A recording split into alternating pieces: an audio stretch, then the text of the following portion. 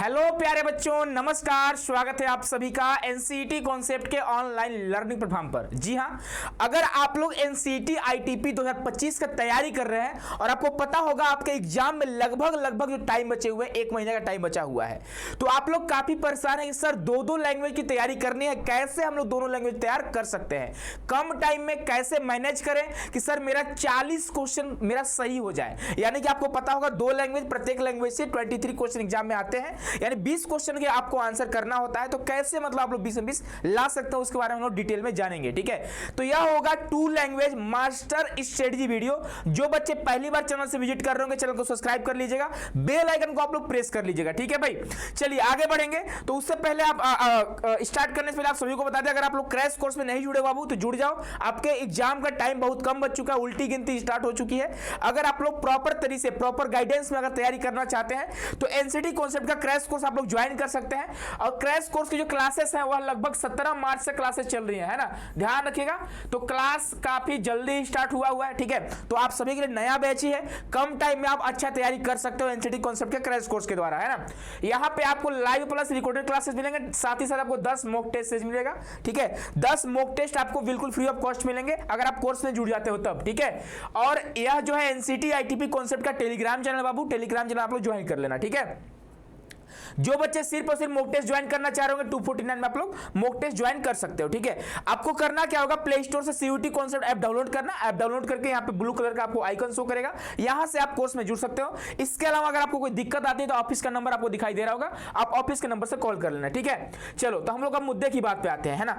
आप ध्यान से सुनो, आपको लैंग्वेज कैसे ऑप्ट करना है। तो पहली बात, आप लैंग्वेज देखो, आपके एग्जाम में कितने लैंग्वेज आपको देने होंगे। ठीक है, तो 2 लैंग्वेज आपको ऑप्ट करना होता है। ठीक है, लेकिन एग्जाम में कितने लैंग्वेज आप ले सकते हो, है ना, उस पर डिपेंड करता है कौन कौन सा लैंग्वेज लिए हो, डिपेंड करता है उस पर। ठीक है, देखो अब यहां पे 3 टाइप के बच्चे आएंगे। अब कौन कौन से, ध्यान से सुनना हमारी बातों को। एक आएंगे इंग्लिश वाले बच्चे, एक आएंगे हिंदी लैंग्वेज वाले बच्चे जिनकी हिंदी की समझ काफी ठीक ठाक होगी, और एक आएंगे जैसे असम वाले बच्चे हो गए, है ना, असम वाले हो गए, उड़िया वाले बच्चे हो गए, तमिलनाडु वाले बच्चे हो गए। यानी कि कुछ ऐसे बच्चे होंगे जिनके जो पकड़ होगी वह मातृ लैंग्वेज पे, यानी अपने मदर टंग पे ठीक ठाक होगी, जैसे पंजाबी वगैरह हो गया, इस टाइप के कुछ बच्चे आएंगे। ठीक है, देखो अगर आप इंग्लिश लैंग्वेज ले रहे हो बाबू, अगर आप इंग्लिश में कंफर्टेबल हो तो मैं आपको सजेस्ट करूंगा कि आपको कौन कौन सा लैंग्वेज ऑप्ट करने हैं। तो आपको करना होगा इंग्लिश कम्युनिकेशन और आपको करना होगा इंग्लिश लैंग्वेज एंड लिटरेचर। हमारी बातों को समझो, सिलेबस लगभग सेम होता है।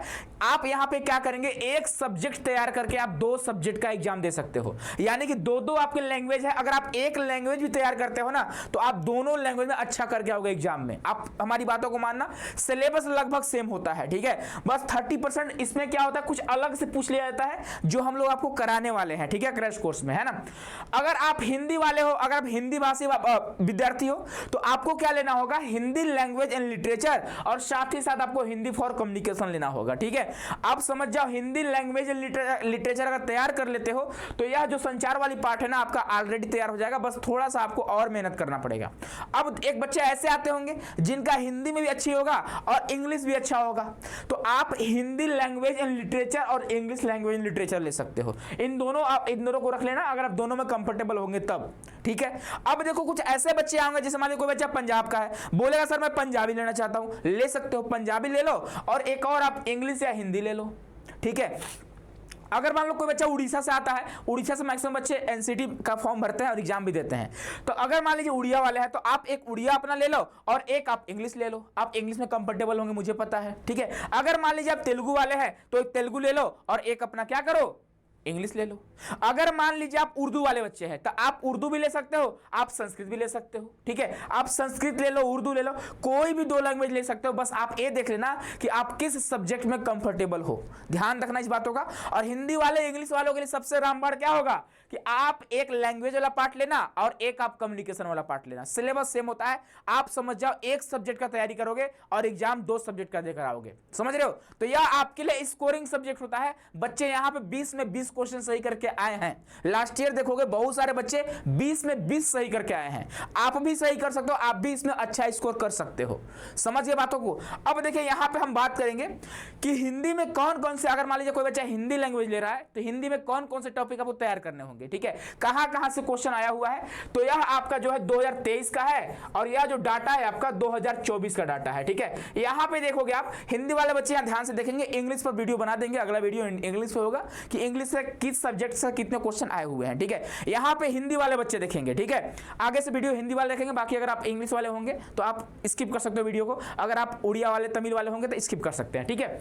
देखो समाज से 2023 में एक क्वेश्चन आता है और 24 में भी एक क्वेश्चन आता है। सर्वनाम से देखोगे 23 में एक क्वेश्चन, 24 में जीरो क्वेश्चन, एक भी क्वेश्चन नहीं आता है। विशेषण से देखो एक क्वेश्चन 23 में और 24 में भी एक क्वेश्चन आता है। मुहावरा और लोकोक्ति से एक क्वेश्चन 23 में आता है और 24 में दो क्वेश्चन आता है। उपसर्ग और प्रत्यय से एक क्वेश्चन 23 में, एक क्वेश्चन 24 से। संधि से देखो एक क्वेश्चन 23 में और दो क्वेश्चन 24 से। हिंदी भाषा का विकास 5 क्वेश्चन 23 में, 0 क्वेश्चन 24 में। शब्द भेद की बात करें 3 क्वेश्चन 23 में और 3 क्वेश्चन 24 में। अब देखो यहां पे संज्ञा से देखो एक क्वेश्चन 23 में और 0 क्वेश्चन 24 में। पर्यायवाची और विलोम से एक क्वेश्चन 23 में, 2 क्वेश्चन 24 में। रस, छंद, अलंकार, वाक्यांश और तद्भव से 23 में एक भी क्वेश्चन नहीं आए थे, 24 में देखो 1 1 2 1, ठीक है। और वर्तनी शुद्धि से एक क्वेश्चन 23 में और एक क्वेश्चन 24 में। यानी कुल मिलाकर आपको यह सारा टॉपिक तैयार करना होगा, तभी आप लैंग्वेज एंड लिटरेचर का पार्ट तैयार कर पाओगे। आपको लैंग्वेज बहुत आसान है भाई, बहुत आसान है। आप अगर चाहोगे ना तो लैंग्वेज का सिलेबस मात्र 5 दिन में कंप्लीट कर सकते हो।